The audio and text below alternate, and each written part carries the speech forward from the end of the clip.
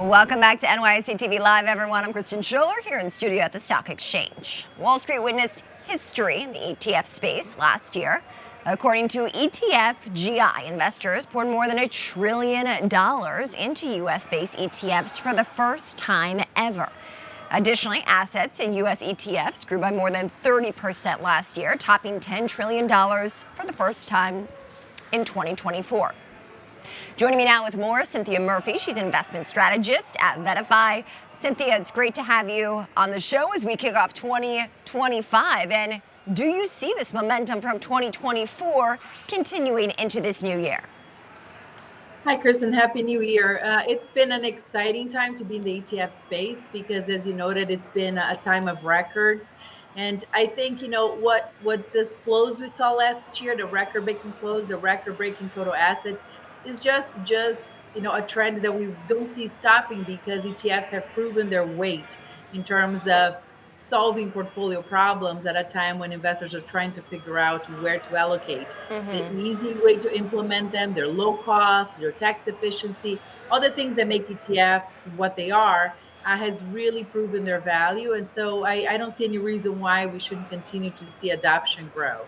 We've seen a little bit of choppiness of late after what's been an incredible two-year run in this bull market. In fact, the best two-year stretch for the S&P 500 since the late 1990s. Does the recent choppiness change your outlook at all when it comes to the broader market? I think 2025 is promising to be a year of uncertainties. I mean, we have so much going on. Not only we have a new incoming administration, we have a rate outlook that has changed dramatically over the last 3 months. We went from expecting a lot of rate cuts to now one or two in 2025. We have inflation that has been stickier than most people expected.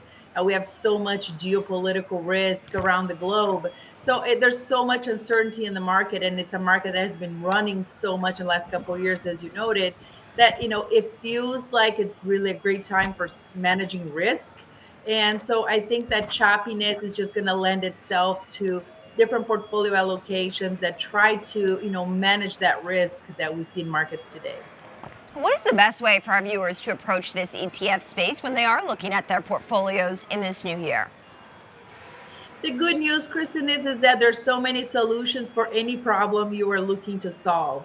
Well, if we look just at where investors have put money to work in this first week of the year, we're only on day 3. We've seen money start going into strategies on the equity space, for example, that favor more value stocks, that favor smaller cap stocks, favor these parts of the market that have been, overlooked a lot as we just focus like crazy on technology and NVIDIA and growth. We've seen a little bit of a shift. I mean, it's only day 3, but those are some of the trends we're looking for people to try to manage that risk. We're seeing, appetite for equally weighted portfolios. So you manage some of that valuation risk within your equity sleeve. So some of the traditional ways to look at risk management have really stood out already and only in 3 days in 2025. And do you expect those themes to continue throughout the year? I do. I mean, I think, for example, if you think about just the small cap space, which is one a lot of market experts are excited about, I mean, there are some headwinds there. I mean, small caps are really susceptible to the rate environment because, they need that borrowing cost to come down. However, there's a lot of opportunity here for really good active managers to show their value in this space. There's a lot of interesting firms doing a lot of interesting things in the space, like, Avanti's for American Century. We have T. Rowe Price. There's a lot of interesting firms with interesting strategies, finding opportunities in the small cap space. The same thing with value. It isn't just a game about buying the cheapest stocks. It's buying the quality stocks within the valuation spectrum. So there's a lot of opportunity here for active management in this space. And I think we're going to see those types of funds stand out this year.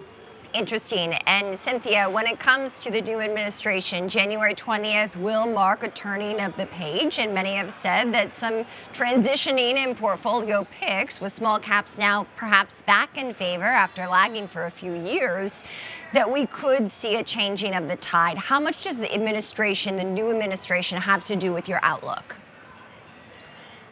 I think if we just look at historical performance, if we look at last time Trump won 2016, some of the parts of the market that worked well, things like financials, industrials. These are some of the sector picks that are also included in value portfolios, that are also leading small cap portfolios. So there's an alignment there. I think the key difference is that the rate environment was very different back in 2016 than it is today. We had the 10-year yield well below 2% back then when he took office last time. We have a well above 4% this time around. And the rates have been a key driver of performance. So I think it'll be interesting to see how, policy changes, tariffs, taxes, all these things that are on the table right now will impact the market. But I think that the interest rate policy will remain key to what drives markets going forward. Cinthia Murphy, thank you so much for joining us as we kick off this new year. Cinthia is an investment strategist at VettaFi.